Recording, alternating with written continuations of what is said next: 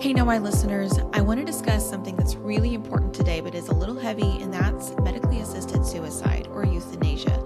Particularly, I want to talk about the warning that is the nation of Canada.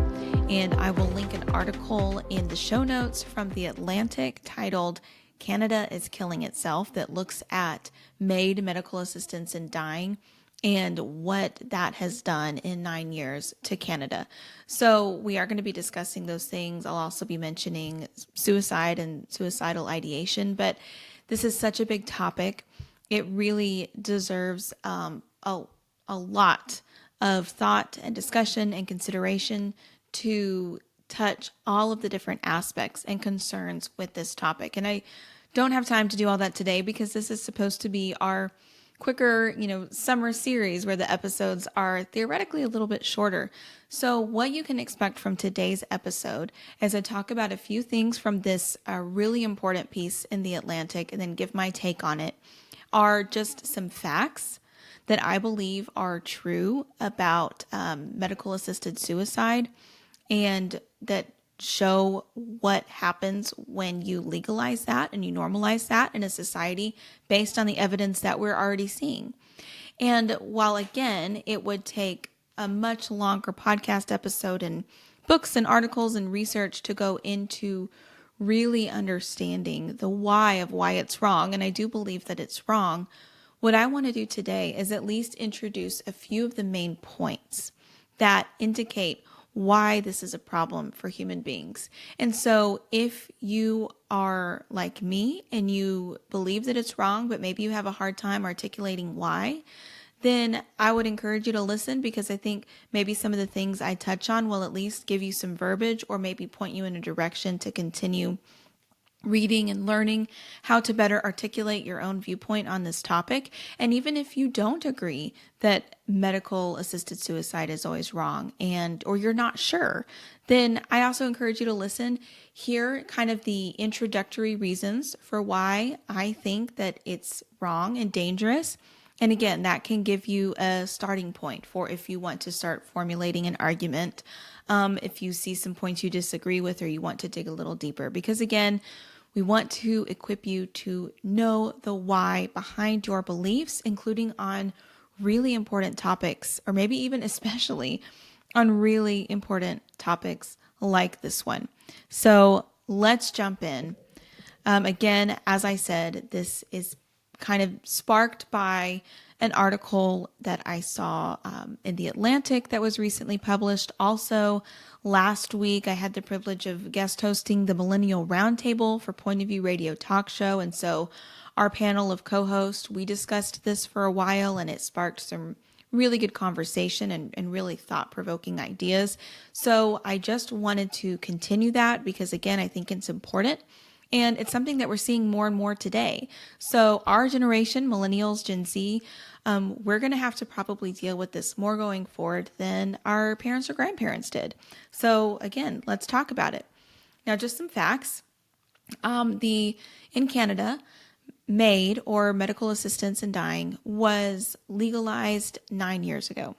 And initially there were very narrow parameters. It was supposed to be for people who were terminally ill, who were, I can't remember the exact verbiage in the article, but had a reasonable expectation of dying soon. And even though there were problems from the beginning, because as many experts in the article note, the language was always vague, but it was still more of like, okay, you're terminally ill, you are going to die soon. This is something that you can request, and if you get approved, there was a waiting period of 10 days, and it seemed like for many people, the compassionate choice. Well, just a few years later, they added something called Track 2, which expanded eligibility for MAID to people who were not close to dying, who maybe just had more significant health issues. And so for Track 1, the original people who were eligible, the waiting period was eliminated. So there have been a lot of changes. They interviewed doctors. They interviewed the doctors who are administering MAID in this article in The Atlantic. They talked to patients who have ongoing chronic health things who are, technically eligible for MAID and kind of their thoughts on it. They talk to people who are concerned about it, people who are supportive of it, but don't like the direction it's going. So again, it's a very well-sourced article, and I'm going to include a gift link so that you can read it, or you have the option to listen to it at the Atlantic website. But long story short, what many people warned of ahead of time, which was a slippery slope of MAID becoming more and more common and expanded to more and more eligible people, that is happening. So it's already expanded to people who are not very close to their death, to their natural death. Now they are considering expanding it to people who would qualify for MAID simply for mental illness, no physical illness, no chronic physical problems, mature minors, and this would potentially include parental consultation as it's currently being presented, but not necessarily parental consent. So somebody that the law considers to be a mature minor, so a teenager, could choose to kill themselves via MAID. Some are also pushing for infant euthanasia, which sounds kind of crazy. Like, okay, what's that? It actually is happening in the Netherlands. Infants born with severe malformations is a rare practice, but it is illegal currently in the Netherlands. And the Netherlands, just FYI, was the first nation to legalize that since Nazi Germany did in 1939. And that's on the table now for Canada as well. So you can see how people, even people who supported the initial version of MAID, are very concerned. And if you are not Canadian, this is still relevant to you because what's happening in other nations around the world should still be relevant to us, because especially in nations that are sort of, think about, I'm recording in the United States, think about peer nations, allies, neighbors, nations that are, our fellow democracies that we think about sharing a lot in common with in terms of values. If it's happening there, it can happen here. And it actually is already happening a little bit in the United States because medical assisted suicide is legal in 11 states plus Washington, D.C. Now, I'm not going to get into, again, the details of the different parameters state by state, but and at least in some sense, euthanasia, medical assisted suicide, is happening in the United States as well. So it is very important to look at other places where this is happening and see where it's going wrong so that we can speak up whenever we have the chance to do so here in our own nation. So people warned initially, people who were opposed to MAID, they warned that it would be abused. And it is. So here are just a few examples from the article. One of the biggest concerns is that people who are low income, who don't have medical resources, as anybody knows, somebody with a chronic condition is that they need a lot of medical care. It's expensive. It's expensive to get treatments. Oftentimes you're dealing with insurance. Even if you are dealing with sort of a public national health system, as in Canada, you have to get approvals for things and be put on wait lists. And there's just, unfortunately, hardly anybody who can just easily get the health care that they always need. And so people who have an even harder time because they don't have the means to get whatever they need, the concern was that they would be at more of a risk for MAID simply because they felt like they had no other choice. They couldn't afford the care to live.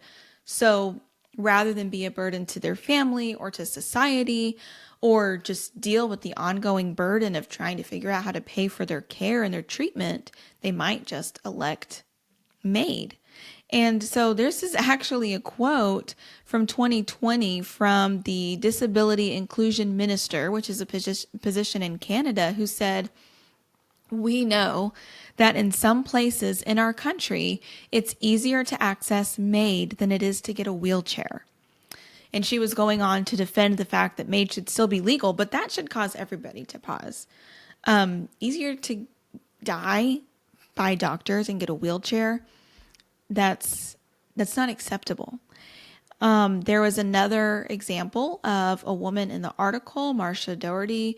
She was approved, for track 2 MAID, which again, this is the MAID that is not just for terminally ill patients. So she has had complex chronic illnesses most of her life, very painful conditions, and she has a hard time paying for all of them. So, but she said in the article, she told the reporter, that for her, the core problem really isn't the pain itself, but that she can't afford the cost of managing it. And so she has actually been approved for track 2 MAID, so she could take advantage of that any time that she chooses to, but she doesn't actually want to. She would prefer to live. So here's what she said. She said, this is a quote, "I didn't apply for MAID because I want to be dead. I applied for MAID on ruthless practicality." And so she said in the article, there may be some day that she decides she's going to access it since she's been approved for it.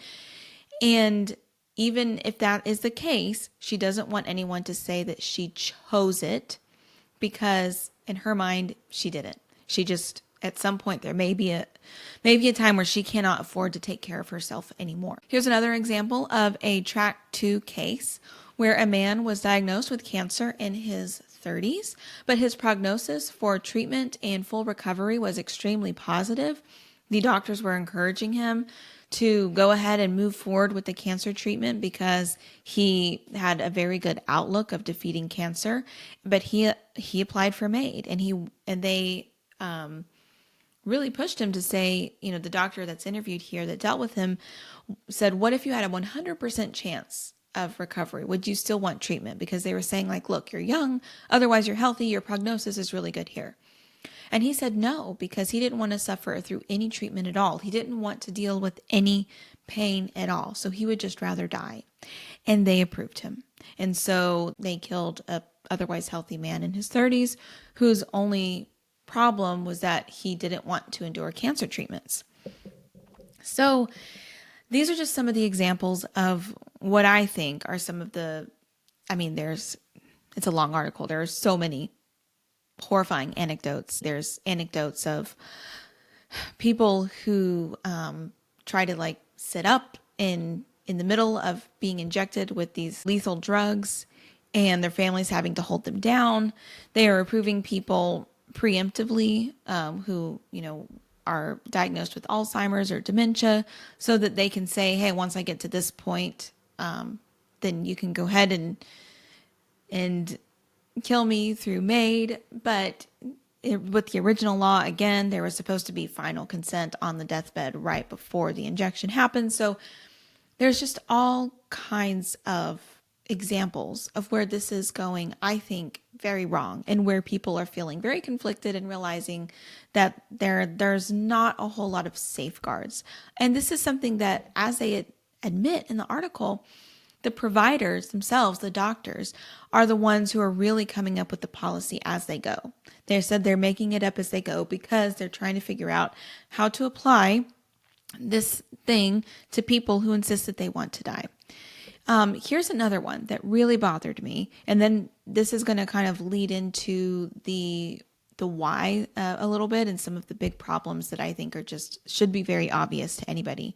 So in 2023, another woman named Catherine, who, this is from the article, she lives with concurrent mental and physical disabilities, including rheumatoid arthritis and other forms of chronic pain. She arrived at Vancouver General Hospital asking for help amid a suicidal crisis. So she was suicidal, but she wanted help. She did the right thing by going to the hospital to seek treatment for herself in the midst of that crisis. That is what a person should do when they know they're in a dangerous place. So she has sworn to this in an affidavit. She was told that they could call the on-call psychiatrist, but there were no beds available in that unit. So they're off the bat, they're saying, well, hey, we don't actually have room for you in the hospital tonight. And then the clinician who was performing her intake form asked if she had ever considered MAID, because she said it would be a more peaceful process than her recent overdose attempt. And so this woman who had gone to the hospital for help said that she actually left and she was in a panic because all of a sudden she realized that her worst fears in her suicidal crisis were confirmed, that she was a burden and that it would be more reasonable for her to die than to live. So she was experiencing that crisis on her own, went to the hospital.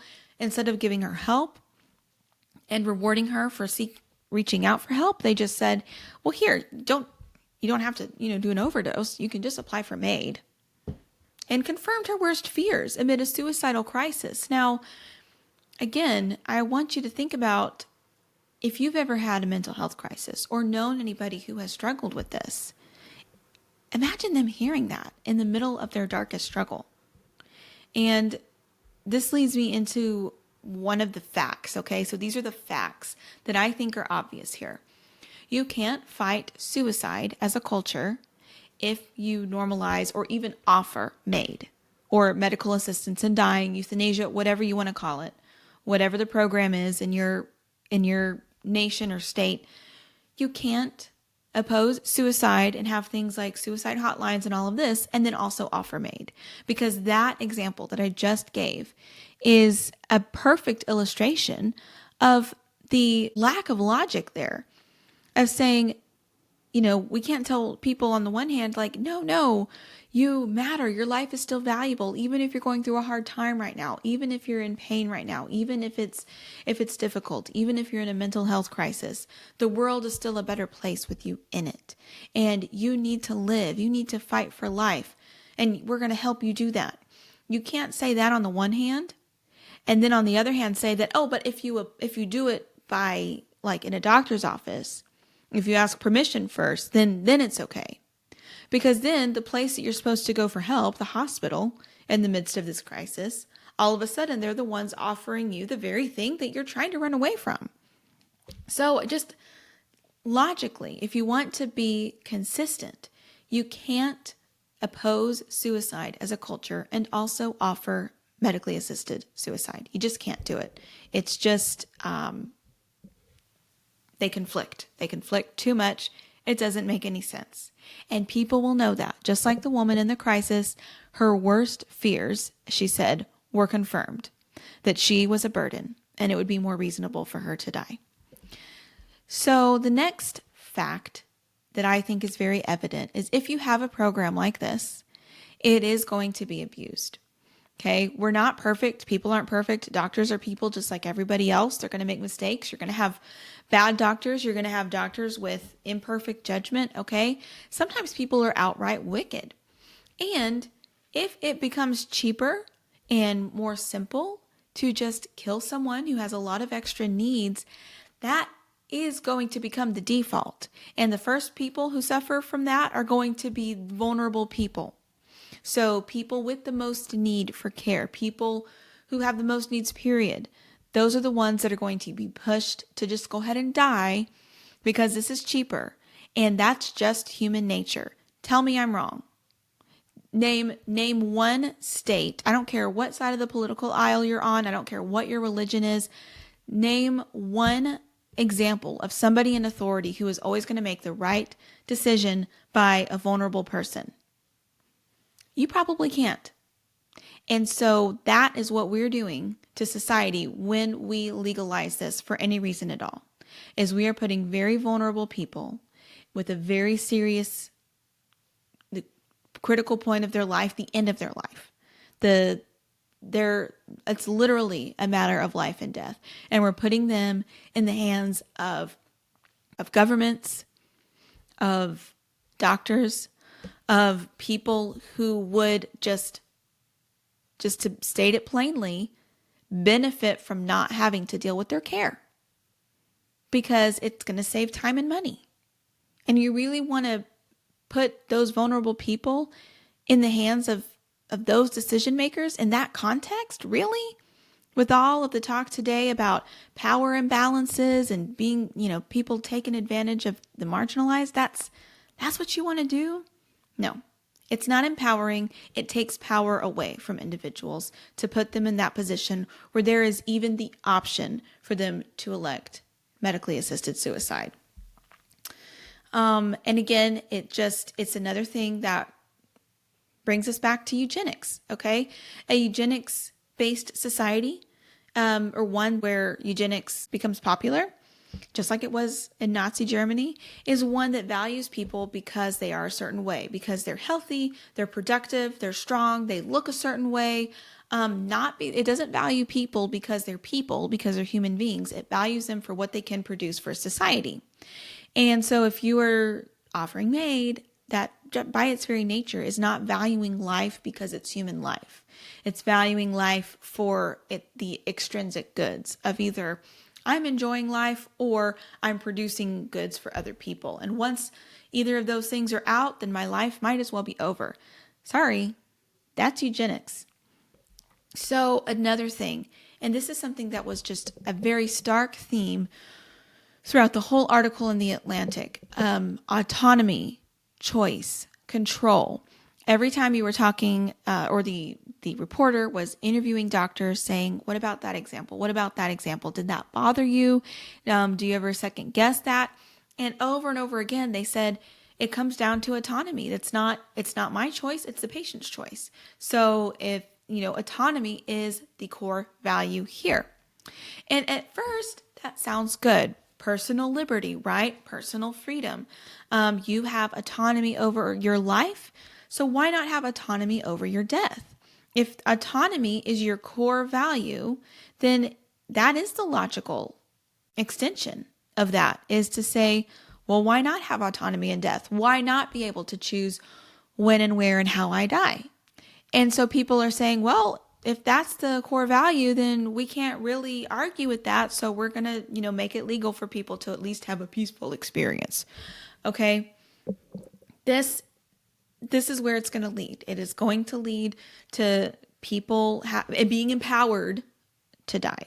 And which, again, I put empowered in air quotes because of my last point. It's not empowering anybody. It's just an illusion of being empowered. Really, it puts vulnerable people in the hands of those who do not have their best interest.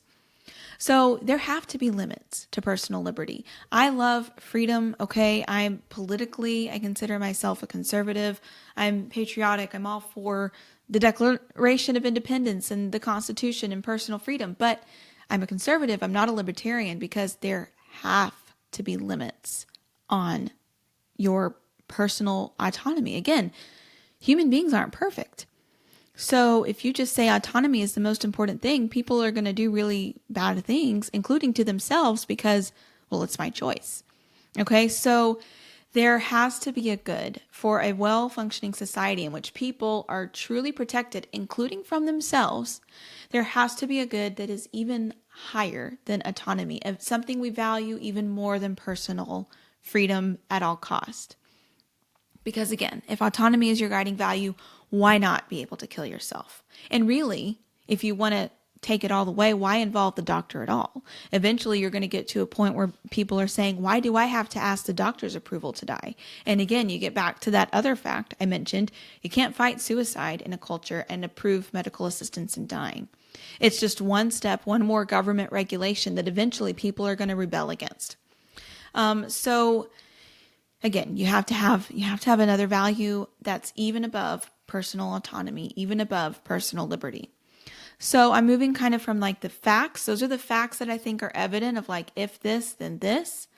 And now I want to move into some of the whys. And again, I'm kind of just introducing these because this is such a big topic. It really bears, a lot. It deserves a lot of thought and research and careful consideration. But here are some things that maybe will help get you started.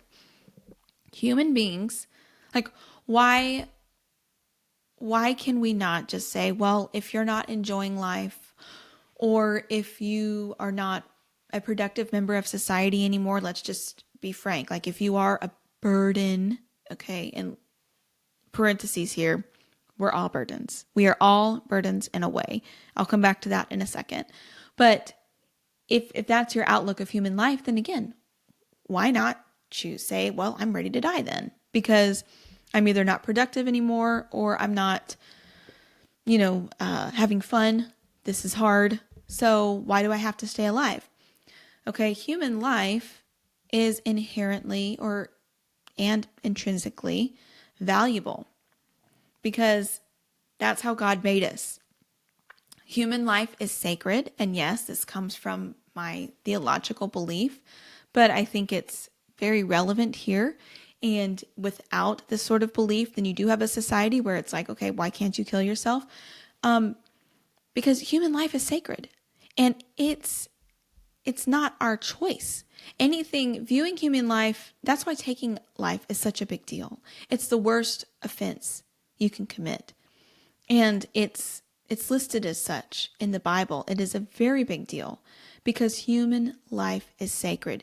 Humans are valuable not for what they bring to the table, not for what they look like, not for what they can do, not for who they are, but because they were created by God. Life is a gift from God. It is sacred. Anything less than this understanding of human life and human beings will lead to marginalizing, abusing, and eventually killing anybody who society views as being less than, whether that's the unborn child or the elderly patient with dementia or the middle-aged man who is homeless and disabled or just got diagnosed with cancer and can't afford his treatment. Anybody that is viewed as inconvenient or less than in a society will be taken advantage of, abused, and eventually killed off unless human life is valued simply for its own sake. So this is why I think it's so profound that our own Declaration of Independence in the United States actually recognizes this. And we hear these words that we've heard over and over again from school, and we just think, again, like freedom, but really think about it. Life, the right to life, is the first right that's acknowledged there. So all men are created equal. But I'm going to look up the quote. I actually used to have the preamble memorized, but okay. We hold these truths to be self-evident. Okay. Again, this is just the accepted worldview here. Okay. We're not trying to prove these. This is the framework from which we're working. We hold these truths to be self-evident that all men and women are created equal, that they are endowed by their creator with certain unalienable rights. Not the government, and this is why it's so important, because we have to acknowledge that this comes as a gift from the Lord, and that's what makes it sacred. Okay, so what are these unalienable rights?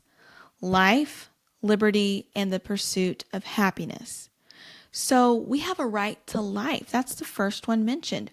We do not have a right to death by our own hand. And again, it's not a guarantee of happiness. It doesn't say you have a right to happiness, but you do have a right to life, liberty, and the pursuit of happiness. And but by admitting that human beings are all created equal and that our rights come from our creator, that very acknowledgement negates the assumption that autonomy, or that second right mentioned, liberty, should be taken to its every extreme, because you can't do something that hurts somebody else's unalienable right that came to them from their creator, like their life. So it's really beautiful how that's crafted. And it's not just like, some fancy words from these old white men, however many years ago. I really think that this is important, that we understand that this is the foundation of the rights we have, at least in the United States. And it's actually a beautiful, imperfect as the founding fathers were, not always living up to this themselves. It's a very profound and beautiful acknowledgement of why we do value human beings for the fact that they are human beings, why we recognize that life is a gift from God. It's not something that is ours. We didn't give life to ourselves, and so we don't have a right to take life away from ourselves. And that is the first right that we have. And so that's the most important one that we should defend for ourselves and for other people as well. Which again leads me into the other truth that I was going to mention. Your life is not your own. If you believe your life is a gift from God and that you have a purpose in life, which is something the Bible teaches us, and that it is our duty to live our life and fulfill that purpose, then you don't have an excuse to kill yourself. You don't have a right to die. You don't get to decide when your life ends. And that can sound harsh. It can sound hard. It can sound like, oh, you're infringing on my freedom. Again, my autonomy. But this is actually kinder, and it allows for more protection of our rights as human beings to say your life is not your own. Because when it comes to dying, we want to tell people no. Our heart goes out to people who are struggling with suicidal ideation to say we want to fight that. We recognize life is special. We recognize that that person is valuable. Don't end your life. But if their life is their own, then why not? So that's where it's actually more protective of human life and kinder and gives us more freedom to live if we recognize that our life is not our own. And when you normalize suicide, and that's exactly what medical assisted suicide does, then we're saying that your life is your own, but also that means it's really not that valuable and you can choose to leave whenever you want. But think about it. We really don't want to live in that kind of world, do we? Okay? No, we don't. Another thing, if we acknowledge that our life is not our own, that we have a purpose, and that it is our duty to live that life and not just throw that gift away, but to live our life, use that gift, and fulfill our purpose in life as long as the Lord allows us to live, then it does kind of change our perspective on suffering. So bad things happen. We live in an imperfect, fallen world. We have other episodes that deal with this, and we'll deal with this more from a theological perspective in the future. But that's the reality. That, and regardless of what your religion is, you can look at the world and say, yeah, it's broken. Like it's not always good. It's not perfect. Even Jesus, he didn't say, follow me and everything will be great. He said, in this world, you will have trouble. Suffering happens. We don't like it. It's not good. It's not the way that it was supposed to be, but it's real. However, the existence of suffering doesn't erase the purpose of our life. It doesn't erase the meaning of that gift of life from God. And it doesn't change the truth that we are not our own. And so it does make life more difficult, but it doesn't make life less worth it. And so when we are acknowledging that our life is not our own, then that kind of takes suffering as the reason for ending life prematurely. It just takes that away. And that's not an excuse. That's not a reason. The last why that I will mention is that, and this is what ties into something that has become kind of an unintentional theme throughout our summer series, and that is having a focus that is not inward. It's kind of goes into how we were made, our nature as human beings, or the image of God, as I've mentioned before, which is by nature relational, which means that as humans, we need other people. And it means that we find our greatest fulfillment, that purpose, when we are in community with others and truly loving them. And love is not selfish by its very nature. So if you're truly loving somebody else, that means that you are willing to sacrifice for them. You're willing to inconvenience yourself for them. Okay. So my third truth is we will find our purpose and meaning, even in the suffering, even in the hard times, if we orient our focus away from ourselves. And again, at first, to our modern ears, this can sound harsh. To say like, stop focusing on yourself, because you're all about be true to you and protect your peace and all that, which there's an element of truth in those things, but it's actually kinder and leads to more thriving and human flourishing when we tell people to stop focusing on themselves so much. Because people find their meaning when they are serving others, because then they know that their life matters. They know that their life has consequence, that they're actually making a difference. So again, we've mentioned this in past episodes, but we looked at a lot of research of like what causes people to thrive around the world, which nations are most happiest. It's not the richest nations, but it is nations where people feel like their life does have meaning, where they are connected to their community, and or where people, when they're happiest at work, it's because they find the meaning in their work. They find and focus on the way that their work is making somebody else's life better. Like these are things that social scientists find repeatedly and acknowledge. And it's the way we were made. It's the way we were designed. And so we can orient our focus away from ourselves to be happier in life and to find that purpose. And that doesn't go away just because we're going through something hard, or our life might not be perfect, or we may be suffering in a season or for a reason. It doesn't take away that purpose. Because if you are raised to believe, even subconsciously, that your purpose in life is to enjoy life and to enjoy it for yourself, or that your purpose in life was to be a such and such job title, and something happens, an injury, an illness, hard circumstances that takes that away from you, then again, consciously or not, you all of a sudden are realizing like, oh, my life doesn't have purpose anymore because I can't do these things that I thought was the point of life. So why go on living?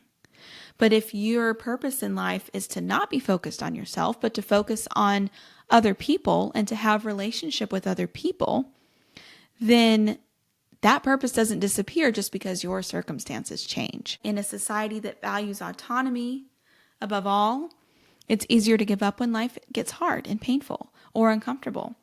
And it's easier to reinforce the message that other people should give up on life when it's hard and painful and comfortable. Because if that's really what your core value is, and then somebody is talking about how hard their life is and how miserable they are, then really, logically, what can you say? Unless there is some other truth that you can acknowledge and articulate, which is that their life has purpose outside of themselves because they were created and given life as a gift, and that their life is intrinsically valuable because of who gave it to them, not because of themselves. Those truths actually empower us to have a more life-affirming culture than these self-focused values of total autonomy and just life being valuable because we enjoy it. So I wanted to end on an anecdote that was one of the most vivid to me from this article and just illustrates such a powerful point. I'm just going to read this quote from the article, which I have pulled up over here. Claude Rivard told me about a track 2 patient who had called to cancel his scheduled euthanasia. As a result of a motorcycle accident, the man could not walk. Now blind, he was living in a long-term care facility and rarely had visitors. He had been persistent in his request for aid, but when his family learned that he'd applied and been approved, they started visiting him again. And it changed everything, Rivard said. He was in contact with his children again. He was in contact with his ex-wife again. He decided, no, I still have pleasure in life because the family, the kids are coming. Even if I can't see them, I can touch them and I can talk to them. So I'm changing my mind. So that is so sad and encouraging at the same time.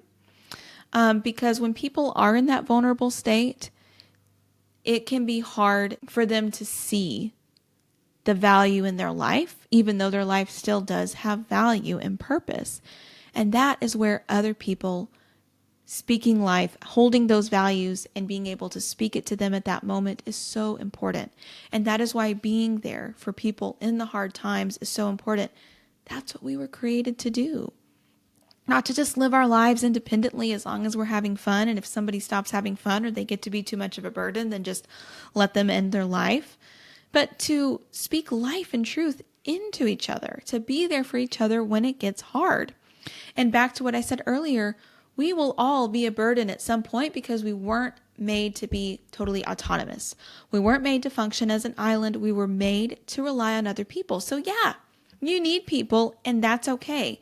You may have seasons of your life where you need people more than others, and don't apologize for that. That's how we're made as human beings.